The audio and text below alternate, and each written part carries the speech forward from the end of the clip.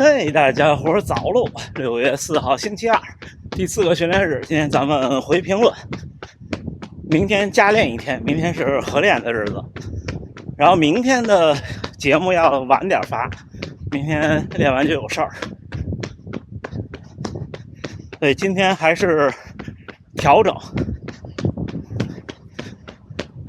然后这周末在大阪城跑个长的吧。但是不太可能和野口先生一起，因为他的计划是周日的凌晨2点开始跑，跑完去上班，他加班可能是，我应该是周6吧。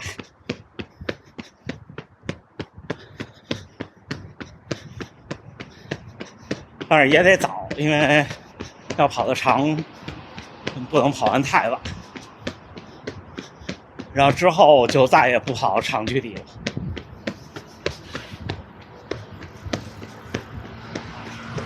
那一拐弯又开始上大坡，那减速慢慢跑。大阪马拉松的时候，在这坡家属追着我拍，这坡真的是挺陡的。那时候我的平均配速大概是3分55到4分之间。真的对不训练的人来说有难度的。你现在才5分29。行，那一会儿再聊啊。来，小伙伴们，我太巧了，在一片住宅区，我看2位就不太像本地人，因为在找路。还有一位小伙伴不入境了。我们打个招呼就结束。2位从深圳来，感谢，一会儿聊啊。跟2位小伙伴分开，带他们来大阪城，他们2个人自己逛一逛。咱们开始回评论。好多初跑者或者跑了几个月的小伙伴来留言，无论是减重成功还是成绩提升，都恭喜各位。希望各位能不说坚持吧，希望各位能持续下去，找到一个快乐的节奏就好。小伙伴说脑震荡1周没跑了，我那您这个怎么受得伤啊？早日痊愈吧。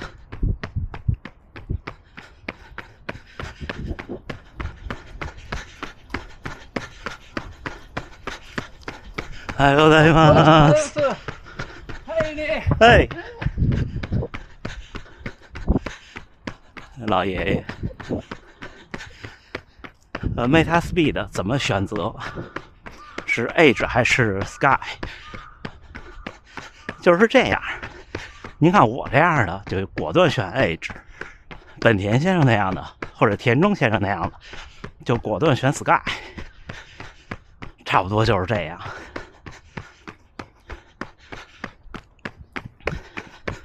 然后一个小伙伴说，按我的路线去京都失败了，半截肉下雨。那条路线不好弄，那条路线有一段太危险了，我就跟他说，他说也是，就国道那一块就体验一次，下次再说呗。他还说那天有好多有京都的比赛要跑到大阪来，所以说电船边上好多人。这边老有那种小比赛，我都不知道。下一位比较长，这是今天想着重聊的一位，男性，身高1.68米，体重从175开始减，我猜是175斤啊，不可能是公斤。现在145。然后以前呢，刚开始每天吃2200到3000千卡，觉得还行。现在控制在1600，有点受不了。咱们待会儿再说他吃什么，先说热量的数。1600是有点低了。我那时候极限控制体重的时候，差不多是1700，就很饿了。1600是有点低了。但是呢，他说他还是减不下去。那我们就分析分析他吃了什么，或者说这个1600到底是不是1600？因为凭我的初印象看他吃的东西，我觉得可能小伙判断有失误。他这一天3顿是这样安排的：早上起来是50克，好像什么胚芽燕麦还是什么，我猜呢这50克应该就是生重，因为不太可能泡了水以后盛。然后呢有小笼包，还有副食吧，煎蛋好像说2个鸡蛋，鸡蛋是水煮的2个不多，如果是油煎的2个有点多。这一餐关键的就是这包子，我觉得有待商榷吧，可以把包子去掉。包子是个低营养高热量的东西，就目前中式的做法。因为其实包子里所谓的汤汁儿就是油，然后呢蛋白质含量也不高，因为没多少肉，然后剩下就是碳水，而且您还有50克的，刚才说的是胚芽还是什么，那也是碳水，50克不少了。我一般午饭才差不多只有50克生重的碳水，晚饭没有。早晨最多的时候也就是50克，但是我吃50克或者60克碳水的时候，我的早餐就只有一个没有油的鸡蛋，然后没有肉，就吃一点奶酪或者是别的，也不喝牛奶。然后您说午餐呢，吃270克米饭，这个我不知道您是不是写错了，270克都半斤了，不能吧？半斤太多了，270克米饭，以我做饭的经验，差不多就是130克左右的生米。像一般您要是减重的话，就别说您减重，我不减重，我一顿也不会超过100克熟米饭。270确实太多了，我不知道您是不是写错了。然后您说是吃一份还不错的肉，您说的是豆角炒肉，这个其实又错了，我觉得，除非您吃的是食堂那种熬的菜，您只要是炒菜，豆角炒肉是一道非常非常油的菜。就中餐里像豆角、蒜苗，可能有的人叫蒜苔，茄子、土豆，这些菜要想炒好吃了，基本上就是油泡菜。您吃了多少豆角，就吃了多少油。而且为什么说好多中餐的逻辑不够科学，就是因为你看像豆角炒肉这种，所有的营养物质其实都不太够。实话实说，想吃好了吃什么呢？你可以吃，比方吃炖的东西，炖腔骨、炖排骨，排骨可能差一点，腔骨比较合适。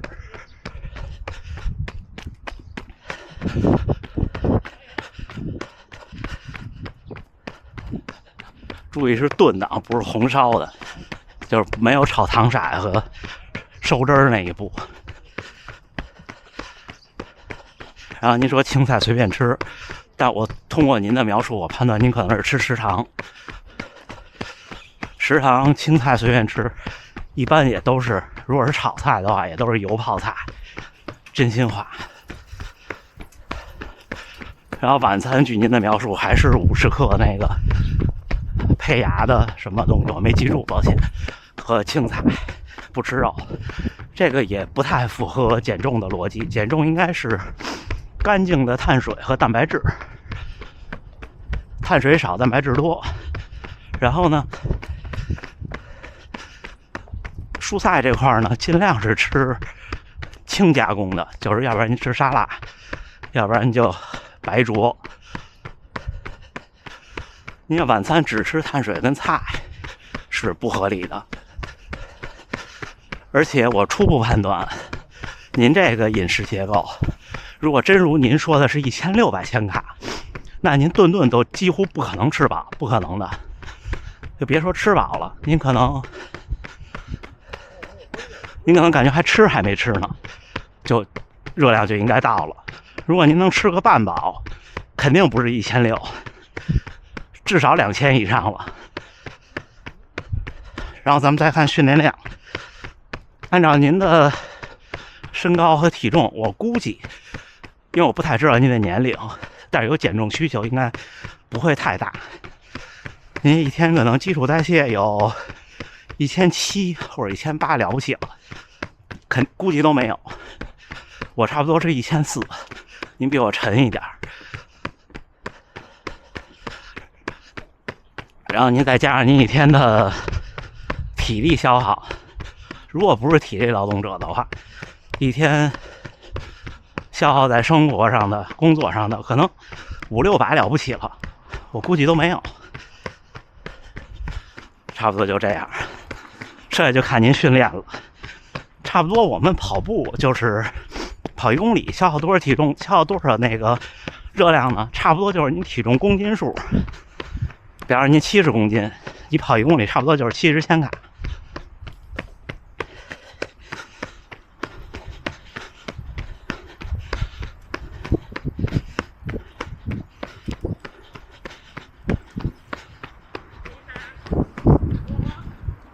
Home， 刚才碰到后藤先生他们，然后就在聊天，因为在看了今年的我们新的队服的设计，都特别好看。那咱们就继续，刚才那位差不多就回完了，很快了。听我昨天说，有一位67岁的跑者糖尿病，说跑步还能糖尿病。我觉得大家也别太误会跑步这事儿，马拉松或者跑步或者任何的锻炼都不能包治百病。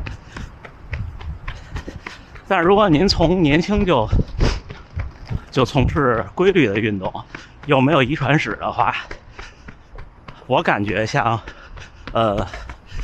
不是原发的高血压或者是2型糖尿病这种，都可以很大程度避免。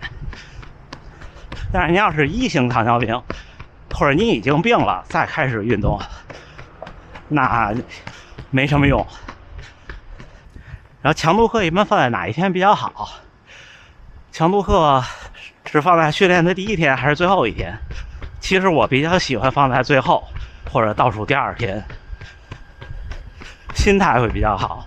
放在第1天之后，未来几天会比较累。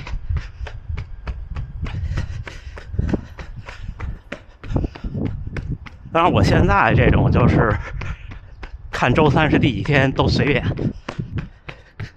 然后对，那天我第一个训练日跑强度课是因为距离周3还有点远，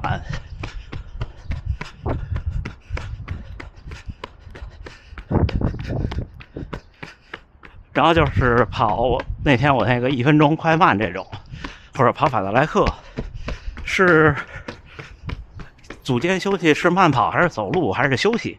这个其实我的建议是，如果是法德莱克就是变速跑，或者像我那种1分钟快慢的，就慢跑是最好的。或者这么说吧，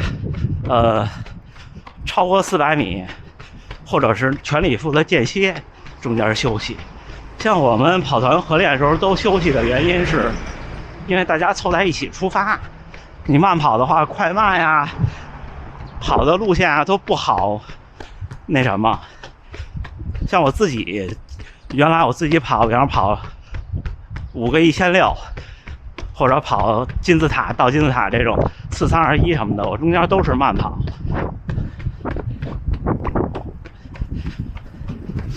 但是也有坏处，就是你组间是慢跑的话，你每一组都不太可能爆发出那个极限来，所以我才说，如果你想跑极限的间歇，就休息就好了。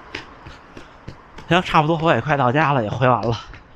今天轻松跑一天，差不多14公里不到的样子。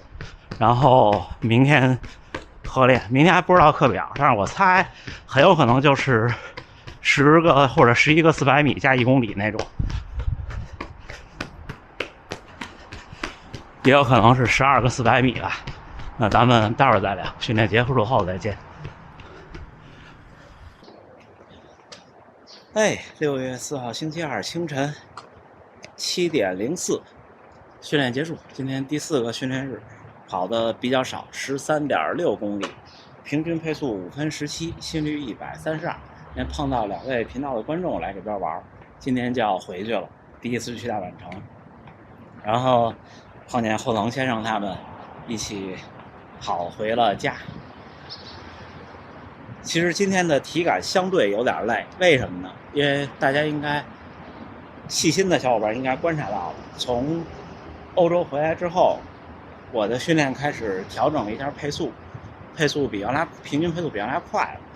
然后这是第一，第二呢，这几天早上起来有比较重要的工作，所以每天先忙1个多小时，然后才出来跑步，回去接着忙。今天跑得少是因为明天是合练的日子，明天按说是第5个训练日，按说我是休息的，但是因为凑到了周3，所以一般这样的话我都会多加练1天，而且这种加练对心态特别有帮助。为什么呢？就是你觉得你平常到第5天挺累的，早上起来出去慢跑一下就回来了，慢跑也觉得挺累的，但是呢你跟着跑团一起练，你还是能，虽然你可能发挥不了最好的水平，但是你还是能练起来。这样的话呢，你那感觉就是我还行，好像我又突破了一次极限，这种感觉特别好。行吧，那就这么着。最后还是祝大家能努力生活，健康平安。明天还会发视频，但是会晚一点，咱们明天再见。